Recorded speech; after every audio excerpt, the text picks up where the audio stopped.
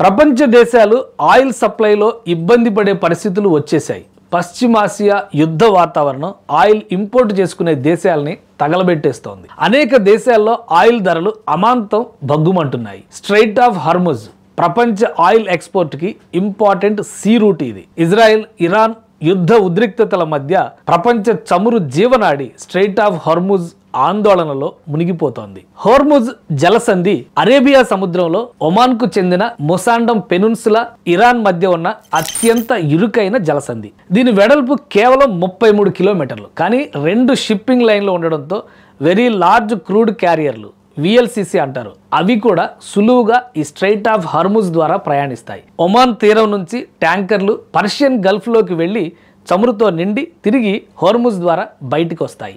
ఈ strait of Hormuz ని world's fuel life line అని కూడా అంటారు. రోజు 20 మిలియన్ బ్యారెళ్ల చమురు అంటే ప్రపంచ వినియోగంలో 20% ఈ మార్గం నుంచే ప్రయాణిస్తుంది. అంతేకాదు LNG రవాణాలో 30% కూడా ఇక్కడి నుంచే వెళ్తుంది. ఫ్యూయల్ ఎక్స్పోర్ట్స్ విషయంలో Saudi Arabia, Iran, UAE, Iraq, Kuwait, Qatar వంటి దేశాలు ఈ మార్గంపైనే ఆధారపడి ఉన్నాయి. ఇప్పుడు ఈ strait of Hormuz Iran Israel యుద్ధంతో నిలిచిపోయే సిచ్యుయేషన్ వచ్చింది. హార్ముజ్ స్ట్రైట్ బంద్ అయితే ఏం జరుగుతుంది? ఇది చాలా కాంప్లికేటెడ్ అండ్ రిస్కీ థింగ్. చమురు ధరలు బ్యారెల్ కు $100 నుంచి $150 ఎగిసిపడే అవకాశం ఉంది. ఇదే జరిగితే 1970ల తర్వాత ఆయిల్ షాక్ల కంటే ఇది భారీ దెబ్బగా మారిపోతుంది. ట్రాన్స్పోర్టేషన్ అండ్ ఇన్సూరెన్స్ ఖర్చులు పెరిగి పెట్రోల్, డీజిల్, LNG ధరలు అమాంతంగా పెరిగిపోతాయి. స్ట్రైట్ ఆఫ్ హార్ముజ్ క్లోజ్ అయితే 40% చమురు దిగుమతులు చేసుకునే భారత్ వంటి దేశాలు ఈ మార్గం పైన ఆధారపడి ఉండడం వల్ల తీవ్రమైన ఆర్థిక ఒత్తిడికి లోను కావాల్సి వస్తుంది.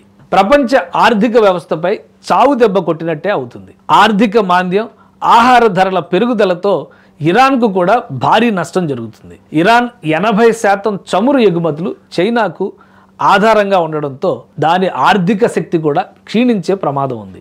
ఈ హోర్ముజ్ జలసంధి గురించి గతంలో అనేక యుద్ధాలు జరిగాయి. హోర్ముజ్ స్ట్రైట్ చరిత్రలో ట్యాంకర్ యుద్ధం అని ఇరాన్, ఇరాక్ దేశాలు పెద్ద ఎత్తున పోరాడాయి. 450 నౌకలపై దాడులు జరిగినా ఆ టైంలో కూడా హోర్ముజ్ మూతపడలేదు. అదే సమయంలో అమెరికా ఇరాన్ విమానాన్ని పొరబాటున కూల్చి 290 మంది మరణానికి కారణమైంది. ఉద్రిక్తతలు పెరిగాయి. అప్పుడు కూడా స్ట్రైట్ ఆఫ్ హోర్ముజ్ మూసేయాలని చూసింది ఇరాన్.